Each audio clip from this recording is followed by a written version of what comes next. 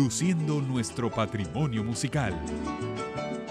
Programa especial Juan Vicente Torrealba, El Legado. Lunes, 3 de la tarde, por Globovisión.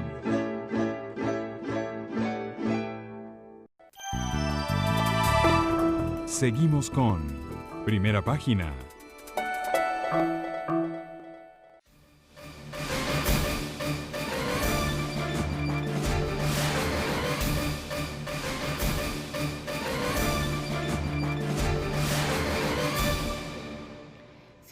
Minutos de la mañana, seguimos en nuestra conversación con el abogado constitucionalista Jesús Silva. De inmediato les recordamos, @primera página, su vía de contacto para las preguntas. Quería conversar con usted sobre el tema de las elecciones regionales, unas elecciones pues que todo el mundo sabe debieron llevarse a cabo el pasado mes de diciembre, sin embargo pues el Consejo Nacional Electoral las postergó. Hubo una promesa por parte de la presidenta del ente que se iban a realizar en los primeros 6 meses de este año, sin embargo, y por los vientos que soplan, como dicen por ahí, no pareciera tener fecha todavía. Se habla de que no se puede hacer por parte de la rectora Tania Amelio las elecciones y la validación de los partidos. Se tienen que hacer los procesos separados.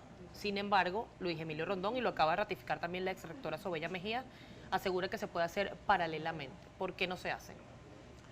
Yo creo que el tema de las fechas de las elecciones regionales tiene que ser visto desde un enfoque constitucional.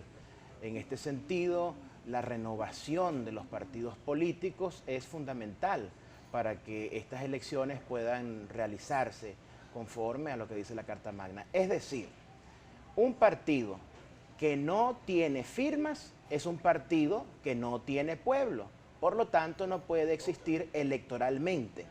Yo he escuchado con extrañeza, casi que con sorpresa, algunos voceros de estos pequeños partidos que dicen ser chavistas, afirmando que no se les puede impedir mantenerse como partidos independientemente de que tengan firmas o no tengan firmas, porque esa es una libertad de expresión, porque esa es una libertad ideológica. Pues sencillamente los partidos que no van a esa renovación dejan de ser partidos y se convierten en iglesias. Y como iglesias pueden profesar doctrinas, religiones, creencias, pero no tienen legitimación popular, que es un requisito obligatorio, artículo 67 de la Constitución, no tienen legitimación popular para presentarse como partidos políticos. Pero precisamente no se puede hacer, o ¿por qué no se planteó esta validación de los partidos antes? ¿Y por qué plantearla en este momento cuando ya va a entorpecer lo que es el cronograma de cara a esas elecciones? Que además ya el mandato de los gobernadores se acabó.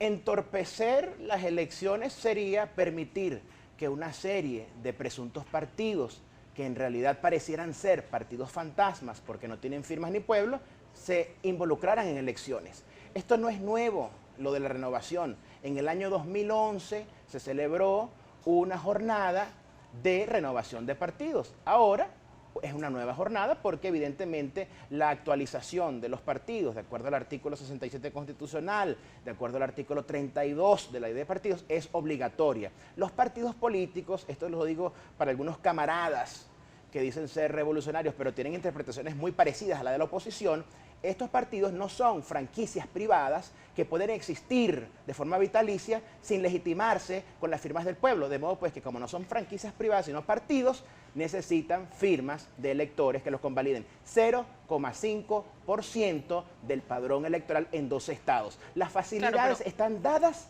para renovarse, y que no cumpla con la Constitución y con el CNE sencillamente se autoilegaliza. Bueno, por ejemplo, facilidades entre comillas por parte del PPT y del Partido Comunista de Venezuela, que han sido uno de los más críticos e integran además el pueblo patriótico. Ellos aseguran que el número de máquinas y el tiempo para legitimar estos partidos es insuficiente, tomando en cuenta que en las últimas elecciones primarias del Partido Socialista Unido de Venezuela se usó la maquinaria completa como si fuera una elección nacional. ¿Por qué beneficiar al Partido Socialista y al gran pueblo patriótico no? O a los que integran el pueblo patriótico, que además han ayudado al chavismo a ganar elecciones. En mi criterio no hay tal beneficio de parte del CNE. El beneficio al PSUV se lo ha dado el pueblo, porque el pueblo le da millones de votos al PSUV y no se los da ni al PCB ni al PPT. En elecciones anteriores, estos pequeños partidos, varios de ellos, han dicho que los votos que obtienen son de ellos, que no son de Chávez, que no son de Maduro, que no son del PSUV. Si eso es así, si ese criterio es así, entonces ellos deben ir a este proceso de renovación con confianza y con solvencia porque van a alcanzar las firmas. Presumo que no tienen las firmas porque no tienen los electores, no tienen el respaldo popular y de modo pues no se les puede dar un beneficio más allá de la Constitución a una serie de organizaciones de maletín que no tienen el respaldo del pueblo, porque se violaría el artículo 67 de la Constitución y el 32 de la Ley de Partidos. De modo pues que, en vez de contaminar la opinión pública con opiniones que suenan mucho a la oposición, estos pequeños partidos deben sincerarse y pasar entonces a ser partidos regionales, si alcanzan las firmas, o pasar a ser ONG o asociaciones civiles, que no son partidos políticos, pero que son grupos de opinión y que existen libremente en un país democrático y en un CNE totalmente transparente como el que tenemos en Venezuela. Abogado, hay participación a través de nuestra cuenta en Twitter, @primera página, se la presenta Gabriel López. Gabriel. Efectivamente, Estaníf Abogado Silva, un gusto que esté la mañana de hoy con nosotros. Gracias. En Globovisión. Iniciamos de inmediato la revisión de los comentarios de la audiencia. Luis García le plantea lo siguiente: de acuerdo a lo que usted dice, el CNE no estaría en desacato al no cumplir con la Constitución y no llamar a elecciones. El CNE está desarrollando procedimientos electorales necesarios para que las elecciones regionales sean transparentes. Eliminar partidos fantasmas, cancelar partidos de maletín, sacar del juego partidos que no tienen pueblo ni firmas es necesario para depurar el tarjetón electoral. Eliezer Fabricio le pregunta, abogado, ¿por qué en el pasado la Asamblea Nacional de Cilia Flores violó una sentencia del TCJ y no la declararon en desacato? Eso es totalmente falso. Existe jurisprudencia abundante que aclara esas controversias de legislativo y judicial. Invito a ingresar a la página web del TCJ para ilustrarse mejor al respecto. Johan Rosales le pregunta, abogado, ¿por qué el TCJ no indica el desacato del Ministerio Penitenciario por no colocar inhibidores de señal? Ya hay un caso público y muerte al respecto.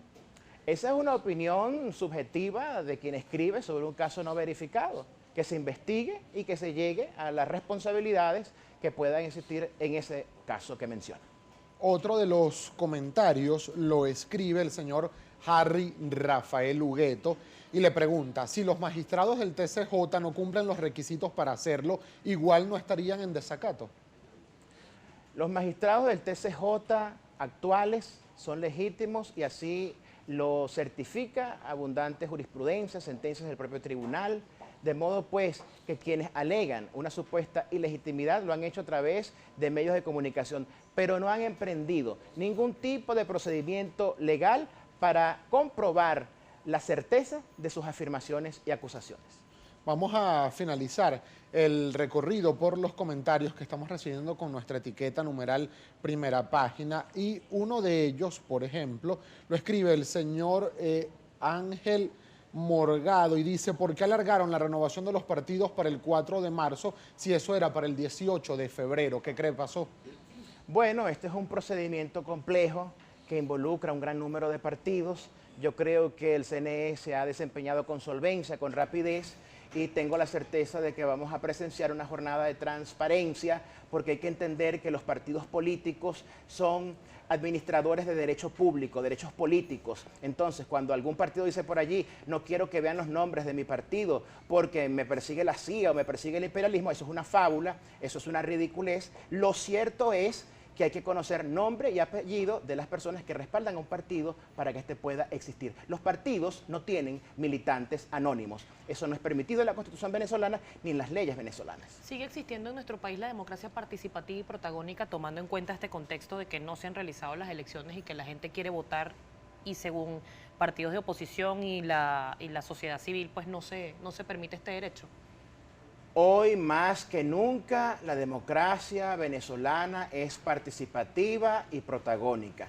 Cuando se exige que partidos presuntamente de maletín se pongan a derecho, es precisamente para que tenga el protagonismo el pueblo, porque pequeñas cúpulas o directivas no pueden existir al margen de la voluntad del pueblo. Los partidos no tienen militantes anónimos, los partidos no tienen militancia fantasma, los partidos tienen que ser verificados de que tienen electores que los respaldan. De lo contrario, pueden convertirse en ONG, en iglesias, en centros de culto, pero no partidos políticos. De modo pues que yo respaldo y apoyo como jurista venezolano las decisiones de mi poder electoral CNE. Se retrasa porque ¿Tiene miedo el PSUV de perder las elecciones? No, eso es una hipótesis política de la oposición. Se están desarrollando procedimientos importantes para que esas elecciones sean transparentes. Primero, la eliminación de partidos fantasmas. Segundo, se dictará un cronograma y yo tengo confianza